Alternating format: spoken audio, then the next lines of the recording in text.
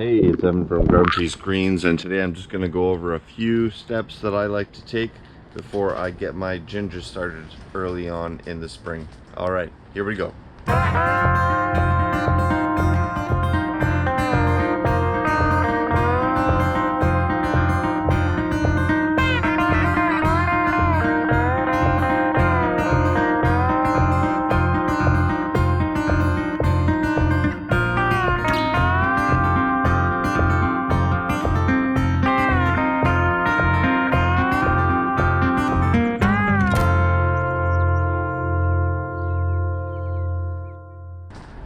Okay, so I'm just out in the nursery today.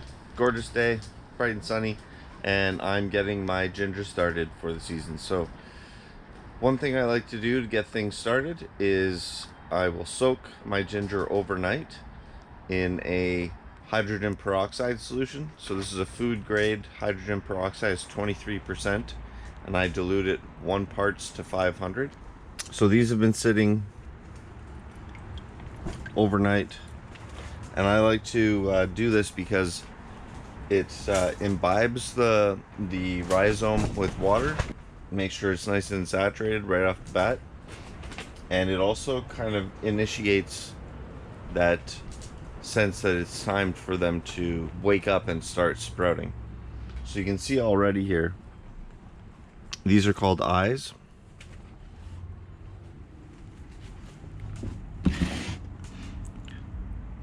And the eyes are where the leaves come out from. So I've let these sit out, before I soaked them, I let them sit out at room temperature for 1 week, and the eyes actually started sprouting before I even soaked them. But I like to soak them anyway because that hydrogen peroxide solution acts as a preventative measure for any kind of mold or bacterial contamination that may be on the surface area of the rhizome, which can spread and cause your ginger to rot and go bad before they sprout. Ginger is a very slow grower, so if your rhizome starts to rot before those eyes can really get a chance to take off, you'll never get anything. So that's step one, soaking them overnight. And if you want to take that extra precautionary measure of adding some food grade hydrogen peroxide, you can do that as well. Bear in mind that that 1 to 500 ratio may not apply depending on what hydrogen peroxide you get in the first place. A lot of them are 3 to 5%, something around there. The one that I use is an actual industrial product called Sanidate, and that is a food grade hydrogen peroxide at a high concentration of 23%, and it's meant to be diluted at that high 23% rate. It's actually corrosive and can be damaging to your hands, so be wary of that. So once you've got your ginger soaked overnight, you're going to want to get yourself some 10 by 20 trays. These are shallow 1-inch trays. You can go with 2-inch too if you like. And we're just going to fill these up with some potting mix, just plain old potting mix. I'm not adding any amendments or anything at this point.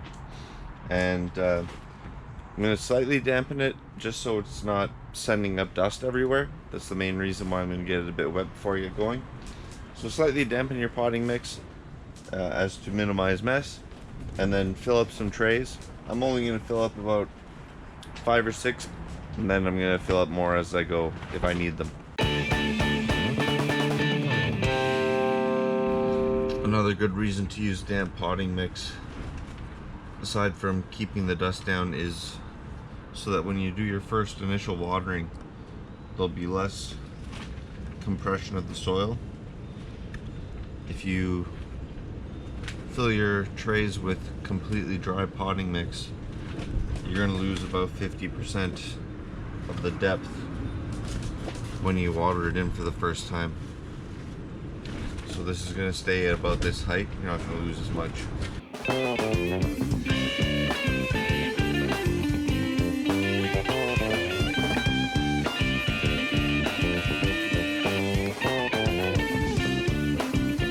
I always like to have a broom handy to keep my working areas clean.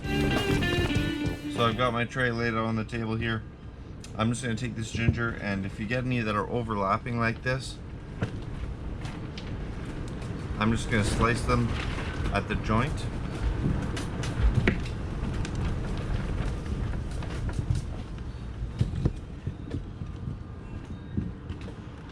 See how these are overlapping?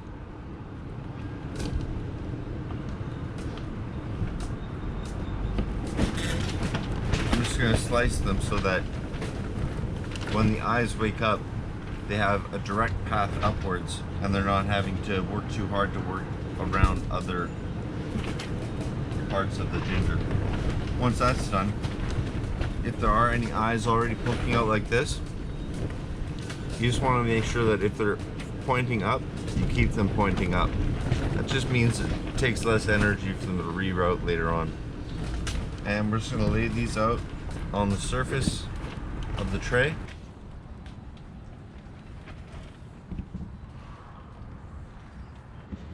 You might come across some pieces of ginger that have shriveled or started to rot. I just like to cut those away as well. That's just an opportunity for disease to spread. Basically, you want it so it's got a nice yellow interior. If you see anything that's browning or rotting like that, you want to cut it away. It takes surprisingly little ginger to get a sprout going. You can see this bit has an eye here. So I'm going to give this a shot. Even though I've cut it away to a very small piece, that's probably going to grow.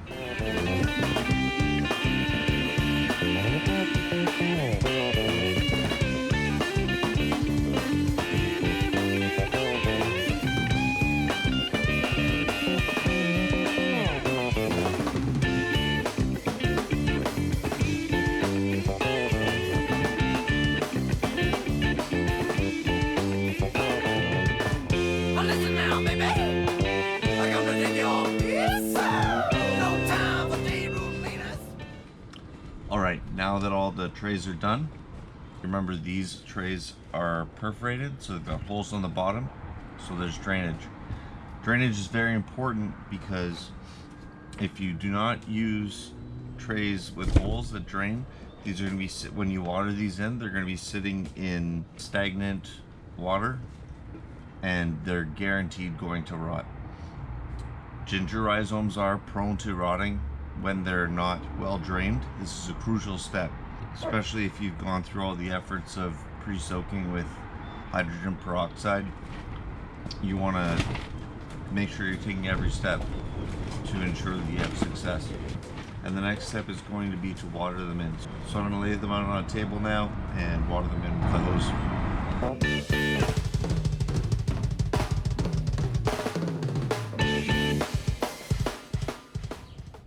So after a couple days, I went back and I wasn't too satisfied with the way the trays were drying out. As much as sitting in stagnant water is a risk for rot, allowing them to dry out too quickly also opens you up for the risk of shriveling rhizomes. So as you can see, I just topped them off with a little bit more soil and put them back on the heat mat where I'm keeping them to germinate. And then all I'm doing is checking in on them every day or two to ensure that they're not too wet and not too dry. So coming in and giving them a little bit of water so they stay moist but not soaked until we start to see some germination.